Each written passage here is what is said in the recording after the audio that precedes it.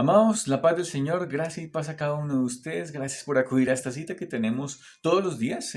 Publicado este video a las 8 de la mañana, pero tenemos cualquier momento para meditar en lo que es la bendita palabra de Dios, la cual es ese faro de luz que alumbra nuestro camino, la cual es esa luz que también nos muestra qué camino y qué pasos dar.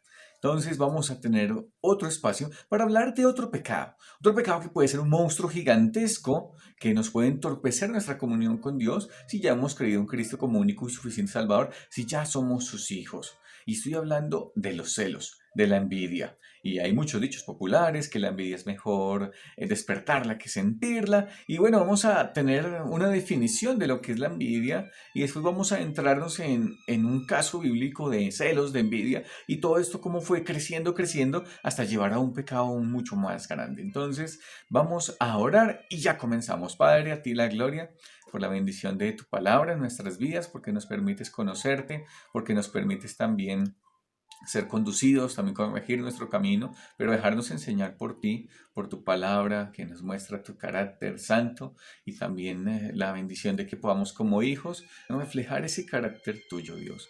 Mostrarlo porque lo vivimos tenemos la vida de Cristo en nosotros, Dios. A ti damos la gloria, a ti damos las gracias y oramos en Cristo Jesús. Amén. Bueno, la envidia, los celos, pueden ser definidos de la siguiente manera. Permítame leerles. Dice un resentimiento que se siente al ver que otra persona tiene lo que uno desea. Un resentimiento que se tiene al ver que otra persona tiene lo que uno desea. Y de pronto tú dices, yo no siento nada de eso. Y hay unas señales que distinguen si uno está experimentando los celos o la envidia. ¿Saben cuáles son esas señales? Que tú te sientes infeliz por el éxito de otra persona. Yo me siento infeliz por el éxito de otra persona. ¿Y cuál es la otra señal muy distintiva que tenemos? Es que nos deleitamos en el fracaso del otro. Puedes sentirte alegre porque es que la otra persona le fue mal y nos deleitamos en eso. ¿Envidioso yo? ¿Celoso yo? No, eso no va conmigo. ¿Qué sientes tú? Déjame hacer esas preguntas a ver cómo nos va. ¿Qué sientes tú cuando de pronto ves a alguien con un celular nuevo, un compañero de trabajo, un familiar, está estrenando celular y uy, qué chévere celular, y yo con esta flechita todavía? O lo ves con una buena ropa, o lo ves con un buen empleo, con un nuevo vehículo que se acabó de comprar y en plena pandemia, y wow, esta persona sí le ha ido súper bien. O de pronto ves a una persona ahí con una pareja muy atractiva en la calle. Sientes envidia, sientes esos sentimientos adentro de celos por el éxito de la otra persona. O de pronto, ¿qué tal cuando en nuestro trabajo ascienden a otra persona y yo quería ese puesto? O cuando la otra persona está ganando el favor de los demás y yo tal vez no tanto. ¿Sentimos celos en medio de esas circunstancias? Vamos a ver lo que la Biblia y Dios tiene que decirnos acerca de los celos. Y quiero comenzar con un pasaje que está en Proverbios capítulo 27. Proverbios capítulo 27, yo tengo mi Biblia por aquí al lado, versículo 4. Proverbios 27, 4 dice, cruel es la ira e impetuoso el furor. Hasta este momento hablamos mucho de la ira, hablamos del orgullo y damos cuenta que Proverbios habla mucho del airado, habla mucho de esa furia. Y aquí nos dice que pues cruel, que es impetuoso. Pero miren la segunda parte de este versículo. Más, ¿quién podrá sostenerse delante de la envidia? ¿Quién podrá sostenerse delante de la envidia? No sé ustedes, pero yo cuando leí este pasaje me llevaba al pensamiento de que la envidia es como superior, como si fuese más grande. Porque dice ahí la palabra, ¿quién podrá sostenerse delante de la envidia? Hemos visto muchas cosas acerca de la ira, vimos el orgullo, pero notemos que todos estos tres pecados van totalmente conectados. Y ahora estamos entrándonos en lo que será la envidia, los celos, y nos vamos a dar cuenta de un personaje que experimentó envidia, teniendo en cuenta este pasaje que es la envidia, quién se podrá enfrentar, quién podrá estar delante, quién podrá estar firme delante de la envidia, delante de los celos. Y bueno, nos deja una buena base sobre la cual vamos a estar trabajando y anotar varios textos aquí en la palabra, iniciando con una historia de Saúl y David. Primer libro de Samuel, capítulo 18. Primer libro de Samuel, capítulo 18. Y vamos a estudiar desde el versículo 5 hasta el versículo 16. Primer libro de Samuel, capítulo 18, versículos 5 al 16. Dice así la palabra. Aquí tenemos la historia de David. Ustedes leen en capítulos anteriores. David acaba de matar al gigante Goliat. Después viene victorioso y Saúl dice, wow, qué chévere este chico. Bueno, lo trae, él tiene una buena comunión con David, lo tiene cerca, lo pone sobre su ejército y vamos a anotar esto. Inicialmente vamos a leer versículos 5 al 9. Dice así la palabra. Y salía David a donde quiera que Saúl le enviaba y se portaba prudentemente. Wow, era que era bien, eran amenos, tenían una buena relación. Dice a la mitad del versículo 5.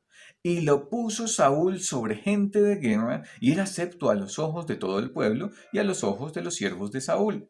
Aconteció que cuando volvían ellos, cuando David volvió de matar al filisteo, salieron las mujeres de todas las ciudades de Israel cantando y danzando para recibir al rey Saúl con panderos, con cánticos de alegría y con instrumentos de música. Y cantaban las mujeres que danzaban y decían, no voy a cantarles tranquilos, Saúl hirió a sus miles y David a sus 10,000. Y mira la reacción de Saúl. Y se enojó Saúl en gran manera y le desagradó este dicho. Y dijo, a David dieron 10,000 y a mí miles. No le falta más que el reino. Y desde aquel día Saúl no miró con buenos ojos a David. Tenemos aquí todo el panorama y el contexto así bien rápidamente. Eh, una gran victoria para David matando al gigante Goliat, pero es una victoria también que Saúl se la podía atribuir. Habían vencido a los filisteos, habían caído en esa batalla. Ahora David tiene ese favor y esa gracia que Dios le ha dado. ¿Y qué viene? Vienen al pueblo y el pueblo y las mujeres allá están cantando tremendamente una canción. Y dice la palabra que a Saúl no le gustó y se enojó muchísimo con ese dicho. Y hay una frase que destaco, y la frase está en el versículo 9 al final. Y desde aquel día no miró con buenos ojos a David. No miró con buenos ojos. Y la pregunta para aplicación inicialmente también para nosotros es la misma. ¿A quién estamos mirando? ¿A quién estamos mirando? No con buenos ojos. Será tal vez esa persona que lo tenemos ahí muy cerca, que tal vez somos estrechos, somos compañeros de trabajo, somos amigos, son un hermano en Cristo. Pero yo ya no lo estoy mirando con agrado porque es que este sí tiene el favor de los demás, porque le está yendo muy bien y en cambio mi situación no es tan buena. ¿A quién no estamos mirando con esos buenos ojos? Pronto nos sentimos amenazados por el éxito de esa persona, por, no sé, las cosas que le están pasando a esa persona o a esa familia o a quien sea que estemos mirando de esa manera. Mira cómo comenzó todo. Primero por un desagrado, pero también muy ligado a lo que era el orgullo de Saúl. Él quería ser el exaltado, él quería ser el que destacara, pero aquí empezó a destacar David. Entonces, sigamos leyendo y vamos a darnos cuenta, ya mostró su desagrado, ya mostró su enojo con ese dicho y vamos a ver toda esa espiral de emociones que vienen después del versículo 10 en adelante. Así que leamos desde el versículo 10 al 13 preguntándonos y atendiendo un poquitico a las emociones que experimentó Saúl. Versículo 10. Aconteció al otro día que un espíritu malo de parte de Dios tomó a Saúl y él disvariaba en medio de la casa. David tocaba con su mano como los otros días y tenía a Saúl la lanza en su mano. Y arrojó Saúl la lanza diciendo, enclavaré a David a la pared, pero David lo evadió 2 veces. Mas Saúl estaba temeroso de David por cuanto Jehová estaba con él y se había apartado de Saúl. Por lo cual Saúl, miren sus acciones, lo alejó de sí y le hizo jefe de 1000 y salía y entraba delante del pueblo. Que tenemos aquí a un Saúl que ya había perdido el favor de Dios por su incredulidad, por no atender la voz de Dios, por no confiar en él y por desobedecer en capítulos anteriores. Ustedes lo pueden leer. Pero ya Saúl había sido desechado. De manera que Dios ya había escogido a David como su próximo rey. Pero Saúl se le seguían dando oportunidades, no fue como que desechado y aniquilado totalmente, no, tuvo oportunidades, pudo buscar a Dios. David cometió muchas equivocaciones, pero siempre buscó a Dios en arrepentimiento, en confesión de su pecado. Aquí notamos en el versículo 10 que dice que la Biblia que Dios permitió y dice que enviado por Dios, un espíritu atormentaba a Saúl. Satanás quiere y los demonios quieren frenar los propósitos de Dios, pero en muchas ocasiones, y en todas básicamente, Dios los usa como sus instrumentos. Dios es superior a los ángeles, como hemos visto también en las enseñanzas de los domingos.